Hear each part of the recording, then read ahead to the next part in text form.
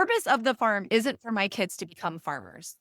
That is not the intention of the farm. The purpose of the farm is to shape my kids into people that are incredibly well-rounded and successful and gritty and not afraid of hard work and not afraid to step out and do things that are way outside of their comfort zone, right? Like, I want them to know and understand what it means to be able to do something just because they can. I don't know, go take the trip, go sail around the world, go do that thing. And I want them to understand that their life can be what they make it if they just, like, it just takes making a decision. The rest is just work, and they know how to do the work. Welcome to Oyster-ology, a podcast about oysters, aquaculture, and everything from spat to shuck. I'm your host and the food walker, Kevin Cox. Have you ever wondered what drives a person to launch a career as an oyster farmer, especially when it's not something they were born into or grew up around? Every farmer I've spoken to on Oyster-ology has their own unique story of the path which led them to a life of aquaculture. For each person, the motivating factor is different and the story is always interesting. For my guest this week, Meta Mesdag, the owner and operator of Salty Lady Seafood Company in Juneau, Alaska, her drive to dive into the world of oysters as a complete novice can best be summed up in one word: family. A successful photographer with her own business, Meta, with her husband and kids, left Portland, Oregon for Juneau, Alaska. She quickly found that running her photography business increasingly meant more and more time at her computer while her kids, living in the wilds of Alaska, were neglected and missing the very environment she had intended for them when they moved there. So she pivoted in a direction she never before thought of and became an oyster farmer. Her motivation? To include her kids in the business, teach them some skills, and spend active quality time with them on a daily basis. Just one problem. She knew nothing about farming, much less oysters. Still, Salty Lady Seafood Company was born in 2018 in the image of her daughter and with family opportunity in mind. Together, Meta and I talked about her unexpected foray into mariculture and what it's like to farm oysters in Alaska. She explains the complexities of oyster farming in the Alaskan environment, including the effects of phytoplankton on oyster growth, harmful algae blooms, and the challenges posed by seasonal weather variations. Most importantly, she highlights the role of youth in her farm, fostering a sense of pride and joy in the work they do together, and emphasizing the importance of organizational strategies which empower young people and prepare them for the future.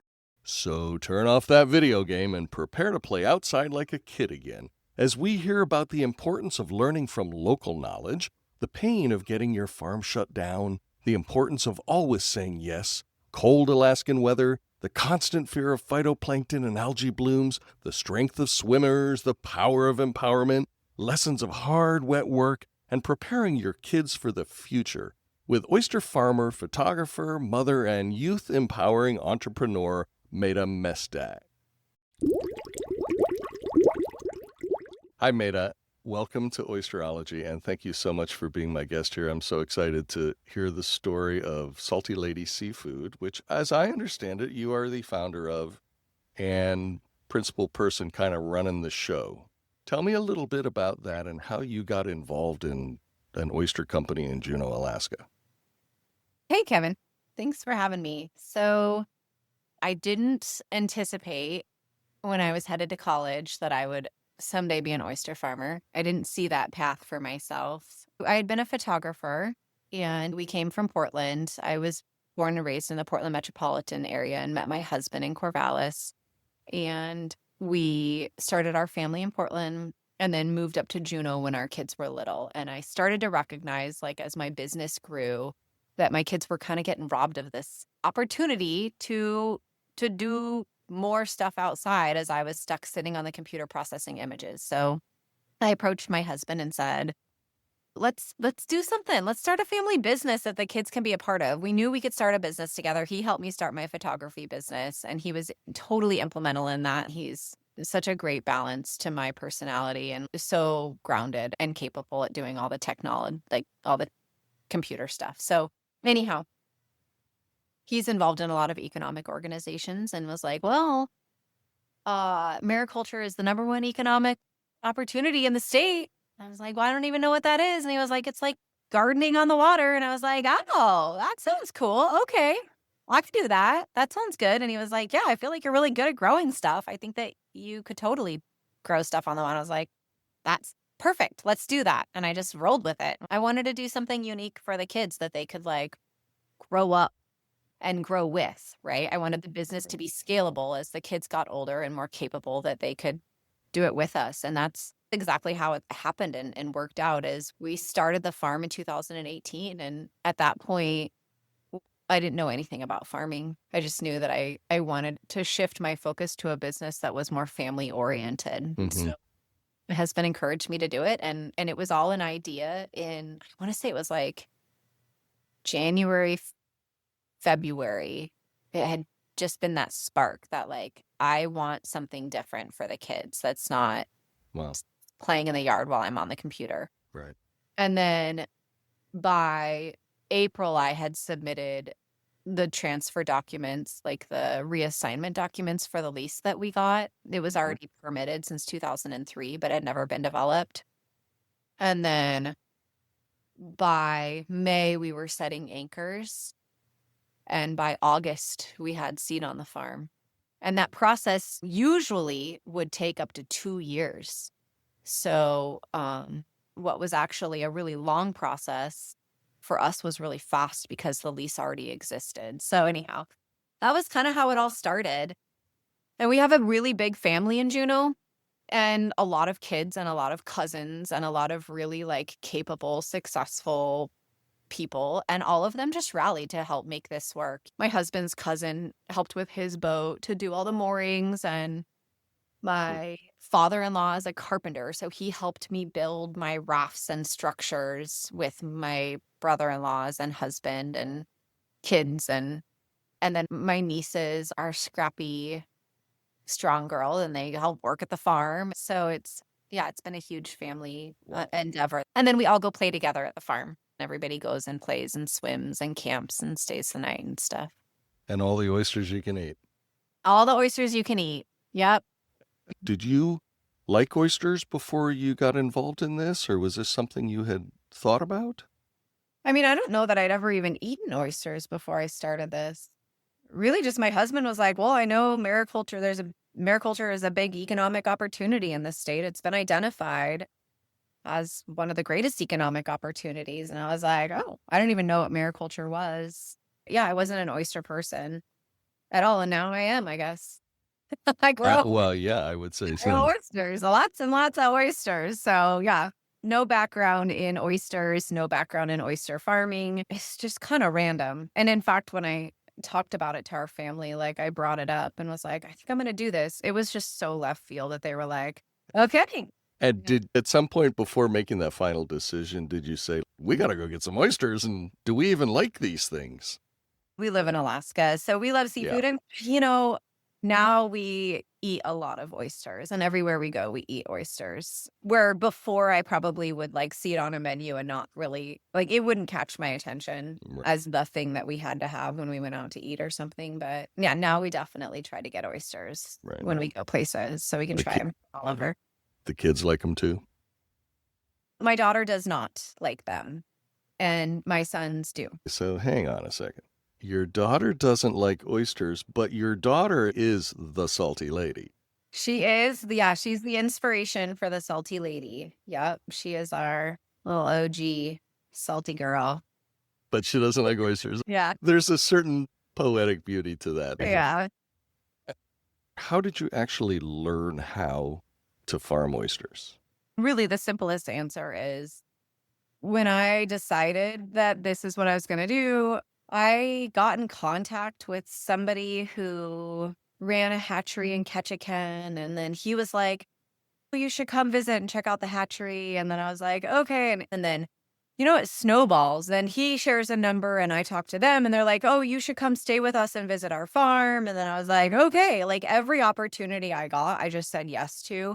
So then I ended up traveling around and looking at a few different farms and looking at different gear types and systems that are used and comparing their specific water bodies to my water body and just trying to like come up with what are we going to do? How are we going to do it? Or working with a really, really small space one of the smallest farms in the state that's like actually producing as much volume as we do. So anyhow, just said yes to to every opportunity. And then that helped me build a lot of connections and gain a lot of industry knowledge directly from the other farmers in the state. It's a really small group. There's not a lot of us. And so everybody's pretty generally really supportive of each other. It sounds like good advice for somebody else who's starting or wanting to start this business is always say yes and just seize every opportunity you can. Within reason, yes. There's just so many things that I do have to set boundaries because I could end up way too busy and then it would just rob my kids of my time. And that's not what I'm looking for. So tell me a little bit about your farm. And you were the first farm in Juneau, is that right? Yes. Well, technically, my farm site was already permitted. So I got it from my husband's high school art teacher.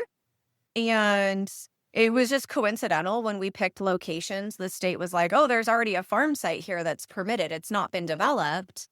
There's nothing there, but you should talk to him because he was interested in selling it. So anyhow, he sold us the farm site. So technically he had the first farm, but it didn't have any product or anything on Right. it. When you say sale, how does it work in Alaska? Do you own the bottom or is it just the lease that you get? I don't own it. I have a state title lease. The state comes out and inspects it. Tell me about your leasehold. So we have a full acre. And really, up until last year, we only operated a half acre. And we've kind of started expanding on it by pushing things out a little bit to make more room to where it's maybe 3/4 of an acre. But then the other half is an intertidal parcel that we've started working with these helical baskets that hang in the intertidal on lines with stakes, kind of like clotheslines with these baskets that hang Right. from them. And so we are trying that gear system, but we currently run Vexar bags and we run suspended stacks of trays that we suspend from grot rafts. We have a nursery with a Flupsy and we get 3mm seeds. So it starts in the Flupsy, which is in town. And I've got this like really amazing woman taking care of all my itty bitty babies. And she just got them seeded yesterday. So the Flupsy is in town.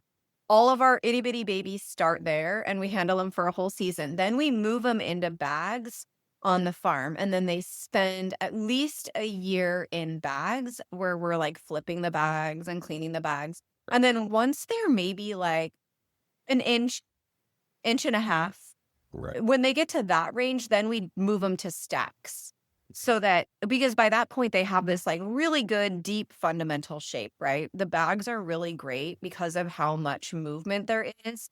They're a really great way to help make a fundamentally deep cup. And then when we want to see growth, we'll move them to stacks where they don't get as much handling. They just get to sit and eat. So then we run stacks. We've got 2 grot rafts. One of them is under an I-beam, and we'll run stacks that are 9 trays deep. And then we have another grot raft that is not under the I-beam that we run stacks of 5 trays. And much to my husband's disliking, we pull those by hand unless it's like spring and they're really dirty. Right. We just like everybody bends down into the water and we like hand pull it and it's maybe 200 pounds. And so if we get 3 or 4 people, then we just each like grab it and pull it up on deck. And then this system that we have in the intertidal parcel, we only have 50 of those. And it was just, it was an experiment to see like, will this work? Nobody else is doing it in Alaska, but I did a trip to Ireland and people were doing it in Ireland. And we were like, hey, we have 50% of our farm looks kind of similar. However, it's Alaska and it's cold in the winter and there's a lot of southeast exposure with a good amount of fetch. So we do see some surf roll in on that beach when it's nasty out. So we were able to get a grant basically to pay for us to try out this system. So we'll see. It worked well last summer, but we can't leave things there. That was a bit of a tangent, but I just wanted to make sure I explained that. Right. So you've got the SEPA baskets, you've got the suspended trays, and then you've got the Vexar bags. Well, those are the ones with the little plastic floats on either side of the bags. Is that right? Yep. And you have you've got some sort of solid line secured in the water and they're all clipped onto it or something like that? Yeah. Yeah. Okay. So we were kind of chatting about just saying yes. Like in the beginning when I started the business, like just saying yes to opportunities that came. And when it came time to set my mooring system, I didn't know like how to set a mooring. I didn't know anything about it. And so I would just haul the kids around with me and we'd go find big boats and barges and walk the docks and just start asking questions, like ask people, and when you've got like a 2.5, 3-year-old on your hip and 2 little boys, like, people are generally really nice, and, I'm looking for big anchors. Does anybody know where I can find big anchors in this town? And then I'd get sent to somebody who then would send me to somebody else, and I would just keep on trucking and taking my kids to go meet people and talk to people, and people were super nice and supportive, and what I've found in this town especially is there's this demographic of older gentlemen who are retired, who have incredible trade skills, right? And they've had this full life where they've got so much experience and knowledge, and they're at a spot where they can just take time to help people, Right. right? So I've had a lot of older guys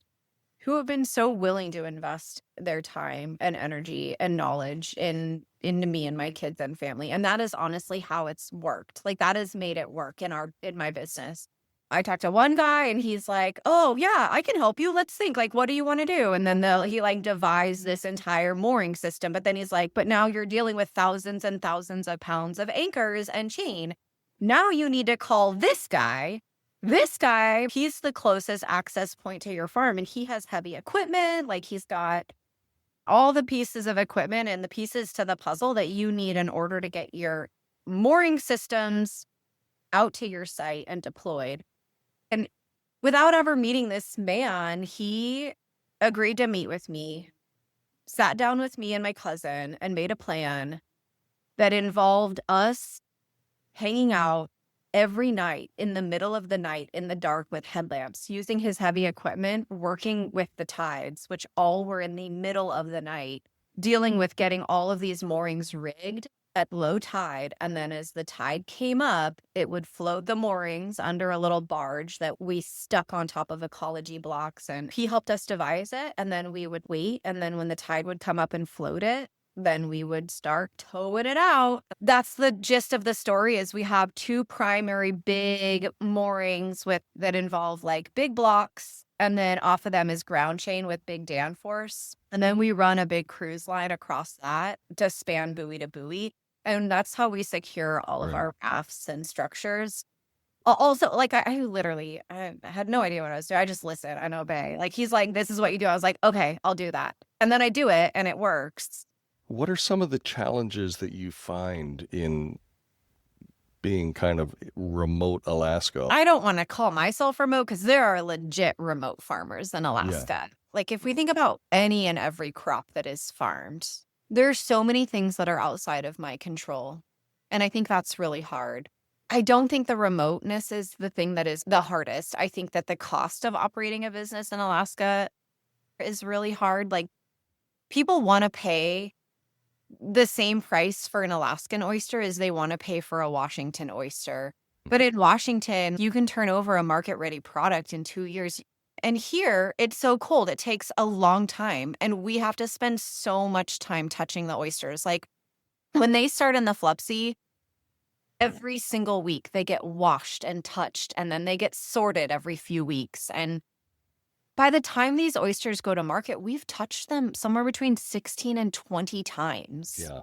That's a lot of labor and a lot of time, right? Yeah. And when I talk about pulling these stacks, like we're pulling a stack up manually that's 200 pounds, and these bags that we're pulling out of the water are 50 pounds soaking wet. And it's like bending over the side of the skiff. It is so physically demanding and laborsome. And we're growing something that didn't otherwise grow in Alaska.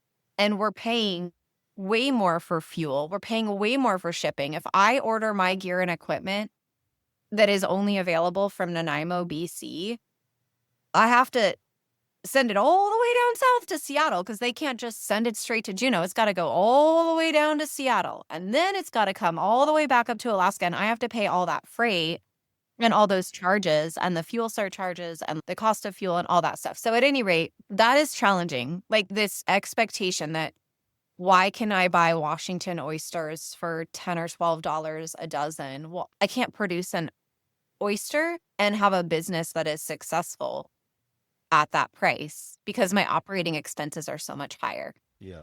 The second challenge I'd say is harmful algae. Tell me about the algae and any other diseases that you may. So Southeast Alaska has harmful algal blooms. We've had some seasons where we didn't see a single bloom all season. And then we had a season a couple years ago where we were shut down for 10 weeks out of a 20-week season. We lost 10 weeks. The farm still has to be operated. Like the work still has to be done. The oysters have to be handled and taken care of. But we ended the season with no money at all because I had spent it all on labor and new seed and gas and insurance and all the things that it takes to operate the farm. Right. And so then we spent all winter every other week paddleboarding and kayaking out to the farm to go get oysters to just do little sales here and there around town so that we could at least just help cover some of our costs. And right now, the other thing, okay, so phytoplankton. It's like we don't feed the oysters feed on what is in the water. I don't know if anybody has talked about how horrible this season has been. Tell me Yeah. about that. It's really cold. We had our first sunny day yesterday.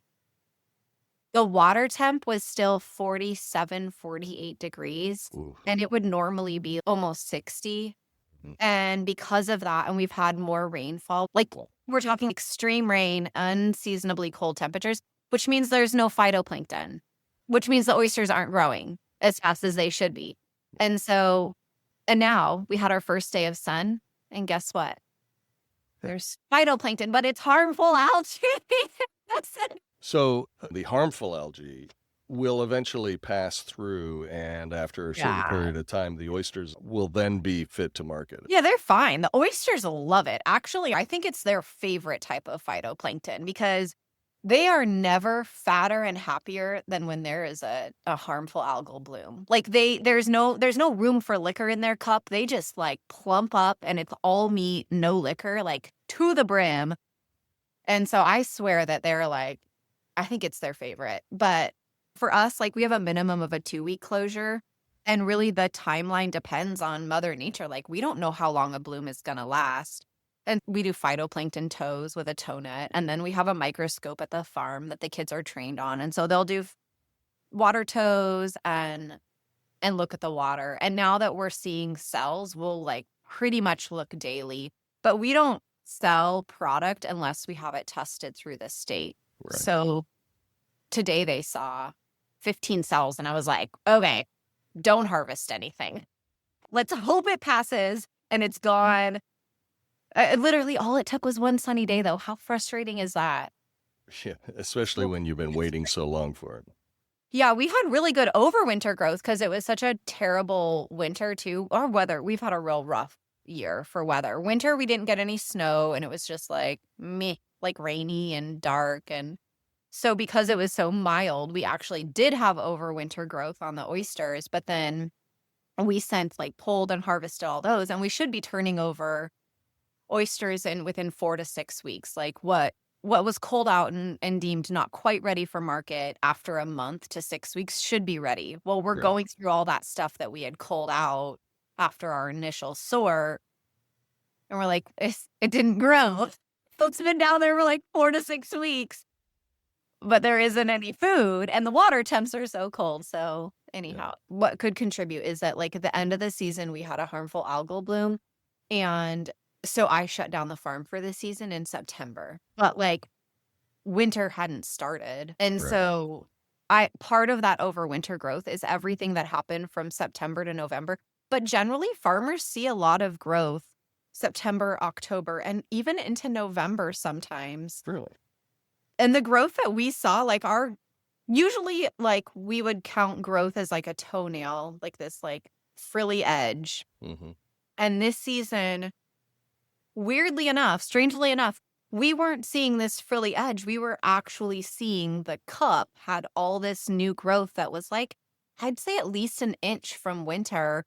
And it was so brittle that you could see through the shell. So the first part of our season, we like sorted all these oysters and we were like, they can't go to market. Like no chef is going to be able to shuck them. They're just going to like crumble. So we spent the first part of our season trying to get all these oysters that were big, hardened and ready to sell. And now we've sold through all those. And these are my challenges. So tell me a little bit about your oysters. Okay. So the primary seed source stems from Hawaiian shellfish. And they like actually propagate the oysters. But then also I buy seed from Jamestown at Point Whitby. And we bought seed in the past from Blue Star in Alaska. And he has a Flupsy that's much bigger than ours. And so he would grow it in the Flupsy and then send it out as juveniles to farmers. There was a co-op in Knockety that had a Flupsy. We bought seed from them. And then this season, Hog Island got added to the list of certified seed sources. So we bought from Hog Island this season, and they've been great to work with. That's been nice. So I'm trying to picture what your production rate is like in terms of how many oysters are you successfully growing to market? I guess I'll start with our first batch of seed that we ever bought was 30,000 oysters. Okay. And we got that seed in August of 2018. And by April of 2020, we had just started selling our first oysters. And then each season thereafter, from 2018 to 2019, we started seeding more and more. So we seeded 100,000 and then 200,000 and then 450,000. And just each year, last year we seeded close to 700,000 oysters. Wow. Flupsy and the farm, and we now have well over 1 million oysters on our farm. Mortality is an interesting topic amongst farmers, because I think when you use the term mortality, it's kind of implied that you have like this die-off that happens because there's something wrong with your seed.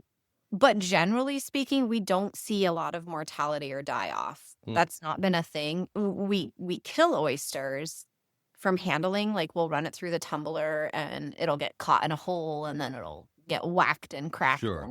Or we'll have oysters that don't grow and don't perform, where after a few years, we're like not interested in continuing to nurture them because we've already poured so much in that we're finally like, I think we need to just cull out the fastest and best performing oysters. We have enough now on our site that focusing on nurturing the oysters that we can get to market within 3 to 4 years is our priority. Because I don't want to spend 7, 8 years trying to get an oyster to market. Right. And often they just get denser. And people, even though they should really value a really dense, meaty oyster, there's this perception that size is like really important. But we primarily focus on a petite boutique oyster because our site is so small. They're all Pacifics, I presume. You're not using any Japanese strains like Kumamoto's or anything like that on your farm. No, we're doing Pacifics, Miyagi and Midori. But yeah, we just get Pacific oysters. How large typically is a petite oyster from your farm? 2.5 to 3.5 inches. Okay, right. But like heavy, it needs to be heavy and meaty, right? We're not talking like a little brittle, no meat oyster. It needs to be a shooter. So I think it's at a European size 5.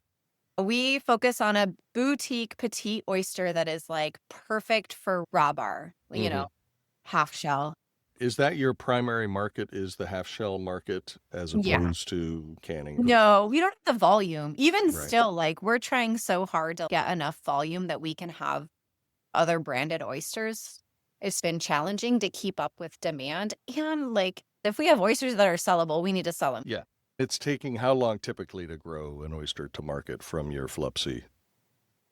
Well, now that we're doing the Flupsy, it adds a whole season. 'Cause it used to be 2.5. If we were to buy the seed from another farmer that had already spent, 6, 8 months with it, then we could turn it over in 2.5 years. Yes. But now we're definitely at 3 to 4 years. How would you describe the flavor profile? Our oysters are really clean and crisp, and they have a sweet finish. They are salty, like so briny.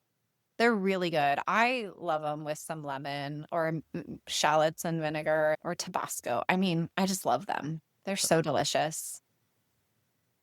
Now, I've looked through your website and social media, and you've got a lot of amazing photographs, and I'll include links in the show notes so people can easily find you. But the through line that I saw was this image of just youthful joy in doing what you do. Like you've got all these kids, and I don't know if they're just your kids or other young people who are getting dirty and muddy and happy as hell and handling the oysters and leaning over the water. And, going through your images makes me smile about the kind of work you're doing. So I want to hear a little bit more about the role that your kids play in the farm and what your dream and maybe even their dreams are for the future of that. So the crew is made up of me and my two sons. And then we have a family friend who's started with us before we even had oysters that we could sell. She was out there helping us. That's Anita. And then her boyfriend Chaz is working with us this summer. And basically, we have a handful of young people. And I try to find young people who don't mind having wet hands. They don't mind working hard. So in an ideal world, I would have all high school swim teams. So they're all like really proficient swimmers and they have really good upper body strength. And they're strong. Right. That's my ideal. And so Anita's a swimmer. Chaz is a swimmer. My niece Maggie worked with us. She was a swimmer. Gotta love the swimmers. They're like such hard workers and so strong. And if they fall in the water, you don't have to worry about them. Right. I think what happened was that I was a woman with kids, which made me approachable and safe. And then if my kids are working there, then other kids want to work there. And it was a great opportunity for young people to get a job. And it was a job that we felt a lot of joy and pride in what we were doing. And joyful work seems to breed joyful people. And it kind of like builds on itself. And we try to find people who kind of fit with our vibe and are okay with doing sometimes not fun manual labor, but they're just people who are generally happy and like working hard and find the work satisfying, right?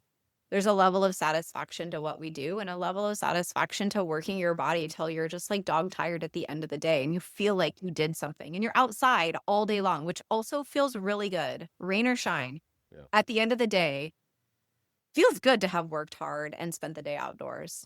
We also got lucky because when we were trying to understand harmful algae in the beginning, we reached out to the university because they'd been studying water. And the university connected us with students that were coming out and helping out at the farm and doing water tows. So essentially, they would come out, do a water tow, but then they'd stay with us for the day and work and volunteer. And then the university started bringing in young people. And then it just sort of spiraled into all these really young, happy, kind of badass kids. It's like the vibe became that. And then that's what we drew in. And I didn't anticipate that. Like, I didn't know that that was going to be a part of what happened. And it did. And it happened so organically. And it's just kind of created this really awesome farm family and like group of young people that work with us that like working with us. And we always have people reaching out, asking for jobs or if we're available. And so it's been a huge bonus. Our kids feel such a sense of pride. They get to work with other young people and I'm sending them all out. So in the mornings we meet and do crew meeting at the house and I go over like the plan for the day. They have a lot of bandwidth to decide what they prioritize and how they prioritize it. But this time of year, I hand it over to them and I meet with them every morning and every afternoon when they get back and we talk about how things went, if there was any problems, what the priorities need to be.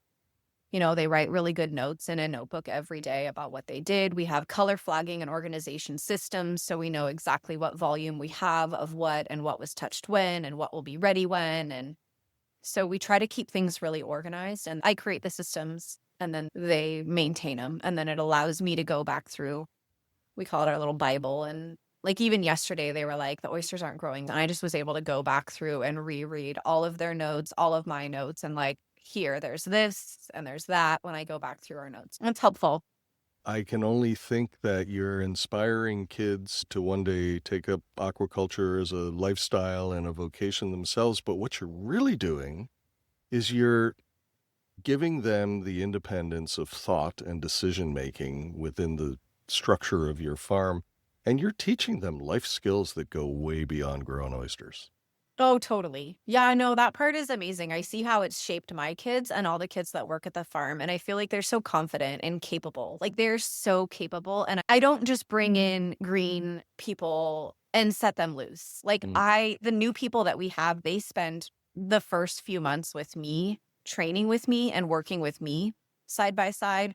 And then when the crew comes on for the season, like Emmett and Anita and Kai, then when I set them all loose, I set them loose with people that I have trained so that they're not having to train somebody brand new, right? And then all these people then go out and work together. And yeah, I feel like they are very competent and very capable, and it does build confidence and grit.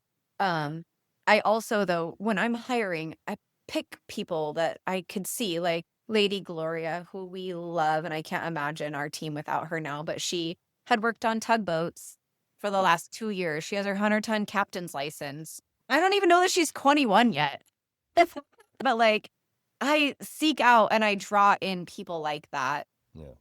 for my business. Like she wants to work with a woman who empowers women. And so like I try to pick people that are going to be family oriented and Mhm. strong and capable and reliable. Do you think that your own kids, Emmett and Kai, are going to run the business someday and take on a lifestyle like this?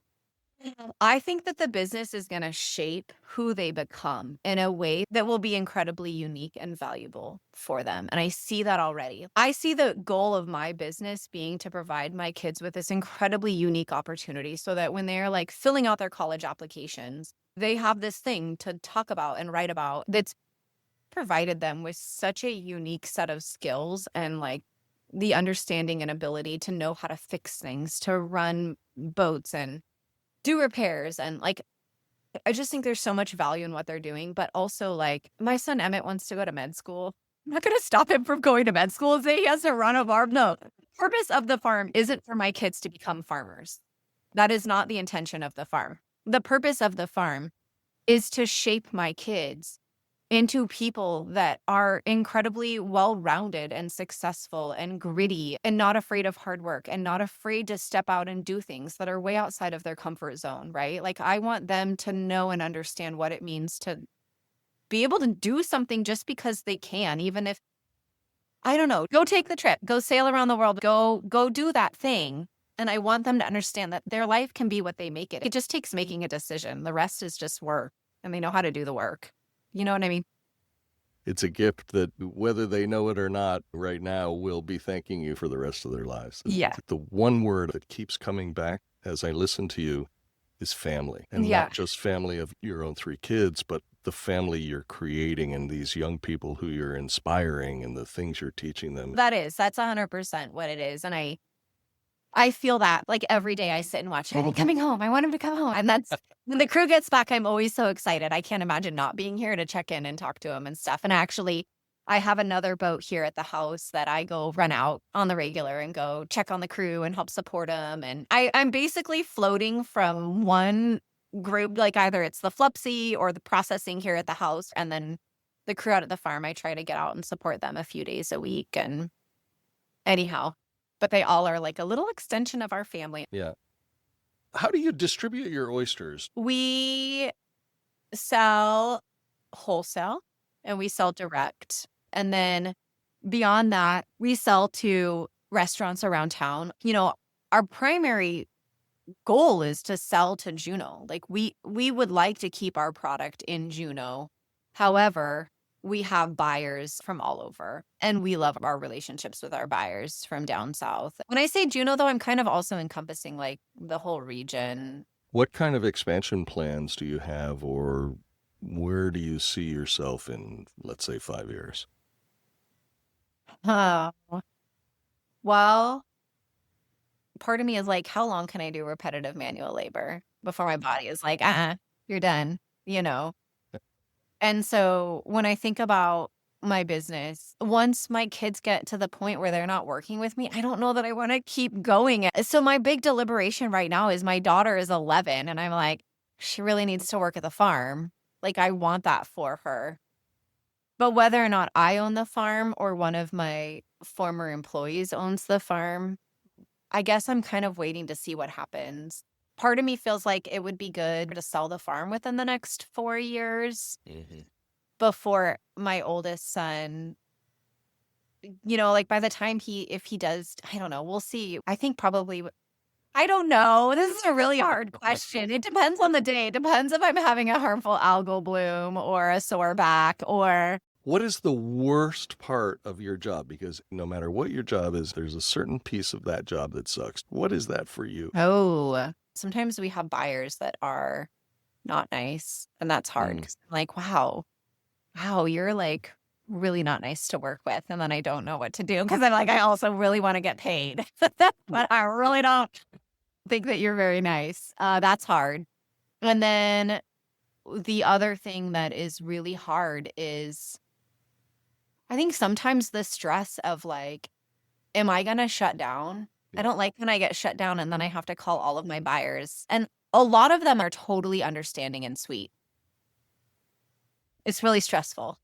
The harmful algae is hard. And I'm trying to manage the stress of it because I can't control it. Those are the two hardest things, honestly. It's not the actual manual labor. I love that part. And what is your favorite part of doing what you do? A handful of different things. The things I'm most passionate about are one, my team. I love my team. And I love putting together and like building a group of people that are just so supportive of each other and just wonderful to work with. And then I love my product. I feel really passionately about our oysters. I love them. Like I remember an oyster at the table that I touch, and then I'll see it again in the processing room. And it's not like I'm mindlessly going through them. Like I am looking at every single oyster that we pack. And I remember how many times I've touched this oyster in its life and like practically has a name, a social security number. And I do think that it shows. And then I really love a good sunny day in Alaska being out on the water. I love standing at the sorting table and sorting oysters all day. I love dropping all that clean gear in the water after everything's been tumbled and washed and restocked by size, and you get it back in the water and it's just like you can sit and see the oysters. They like open up and feed, and that stuff is so satisfying to me. That's beautiful. Well, Mata, I have to thank you for your time and for sharing the story of Salty Lady Seafood. And in addition to growing your oysters, you have capitalized on the human side of oyster growing with your crew and the kids. Thank you so much for sharing it. Thank you. Thank you for having me. Well, that's it for this episode of Oyster-ology. Thanks so much to my guest, Meta Mesdag. Images of Salty Lady Seafood Company's farm and the young people who operate it can be seen on its website, which is linked in the show notes, so definitely check it out. If you like this episode or want to say anything about it, please leave a comment to let me know. I read every one. And please follow Oyster-ology wherever you listen to podcasts. The more followers we get, the more others will discover us too. Thanks so much for listening, and be sure to join us again next time when we pry open the shell of another interesting oysterology topic.